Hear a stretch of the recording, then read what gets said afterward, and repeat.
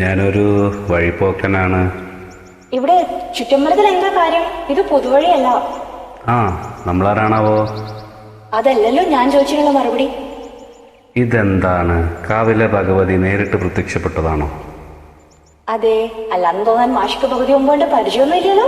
ഓ സത്യം, ആ സ്ത്രീത്വം വിളങ്ങുന്ന മുഖം, അയിഞ്ഞു വീണ കേശഭാരം, വാക്കിലും നടപ്പിലും ആ ഭാവം, ദേവി പ്രത്യക്ഷപ്പെട്ട പോലെ. നീ എന്ത് പറയാനാ? ഒരുപാട് ഡയലോഗുണ്ട് മോളെ.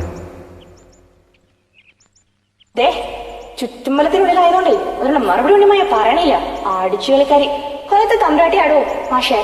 അതേതാണ് ടീച്ചറെ, ഞാൻ അറിയാത്തൊരു തമ്പുരാട്ടി കോലത്ത്? ഞാൻ ആരാണാവോ? തമ്പുരാൻ, കണിമംഗലം കോവിലത്തെ ജഗന്നാഥൻ തമ്പുരാൻ. കണ്ടാലും പറയും ഒരു തമ്പുരാൻ.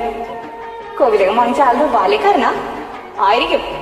മൂർത്തിയെക്കാലം വലിയ ശാന്തിയുള്ള കാലാ. മുന്നിന്ന് മാറാ തമ്പുരാൻ. ആ പിന്നെ കോവിലകം വാങ്ങിച്ച മാഷിന്റെ മുതലാളി വന്നിട്ടുണ്ടെങ്കിലേ എനിക്കിന്ന് കാണണമെന്ന് പറയൂ. ചിലത് പറയാനുണ്ട്. അഹങ്കാരത്തിന് കയ്യും കാലും വെക്ക, എന്നിട്ട് പെണ്ണെന്ന പേരും നിനക്കിട്ട് ഞാൻ വെച്ചിട്ടുണ്ട് കുറുമ്പി. എന്താ? ശംഭോ മഹാദേവ.